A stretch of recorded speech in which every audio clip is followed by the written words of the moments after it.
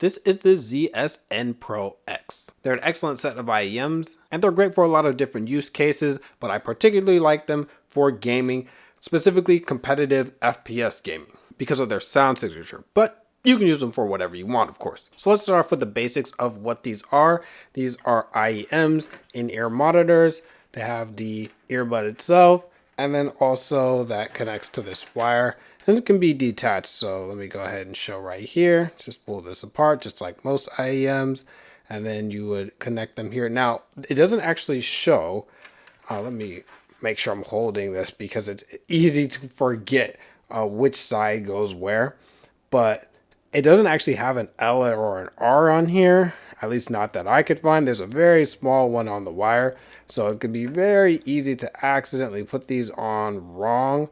Also, this does come with multiple different ear tips so that you can get the right size. Let me go ahead and show those. So I got these right here. They have different sizes so that you can find the right fit for you.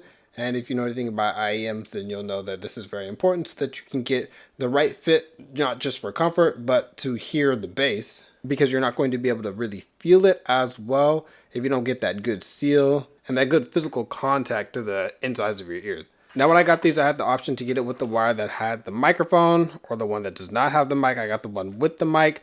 Personally, probably better to get the one without the mic simply because this does add just a tiny bit of weight to this side, which kind of makes it drag down a little bit. It's already an issue with IEMs because they're wired and you can get the wire snagged and stuff like that, but this just makes that a little bit more obnoxious. But this does have a basic control so that you can pause and play tracks and then skip tracks if you have this like connected to your phone. You're going to have to use this for most phones. This is an adapter USB-C to 3.5 millimeter, and the microphone does work with this. And then these controls that are on the inline controls also work if you use it like this. Now, the reason I say that I like the headphone audio quality for gaming in particular is because even though I really do enjoy bass, I love that thump and the boom. This doesn't really have that to that degree, and it's going to be more focused on the mid-range, a little bit in the upper mids, not so much treble, so it's not going to be super harsh. But if you're listening out for footsteps, it will make those sound pretty clear, and you won't be distracted by a lot of rumbles. When there's a very chaotic environment in game, you can really just focus on being sweaty, which is why for single player games and for most media, I do need to EQ these, add a little bit more bass, specifically drop the mid-range and the upper mids a little bit. But of course, that's going to be a personal preference. The sound separation is really good on these IEMs.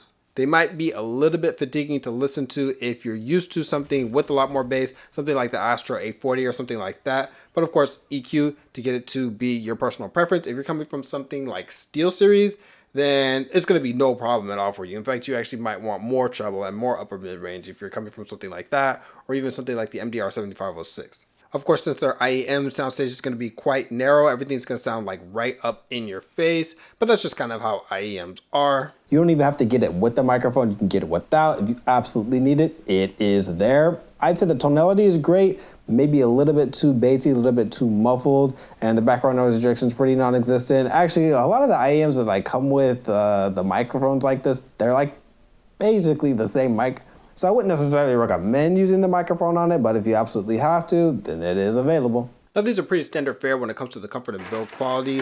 The wire is only about 4 feet long, so do keep that in mind for your particular setup. Now, they wrap around your ears like this, and depending on who you are, depending on how your ear shape is, this might be really comfortable, or they might feel like they're constantly trying to slide off. I find almost all IEMs, they have that feeling where I feel like they're not quite super snug and secure. It's just the way that my ear is shaped. So there's not really a whole lot that can be done about it, I guess, unless there were different wires that like were a little bit tighter and a little bit more compact.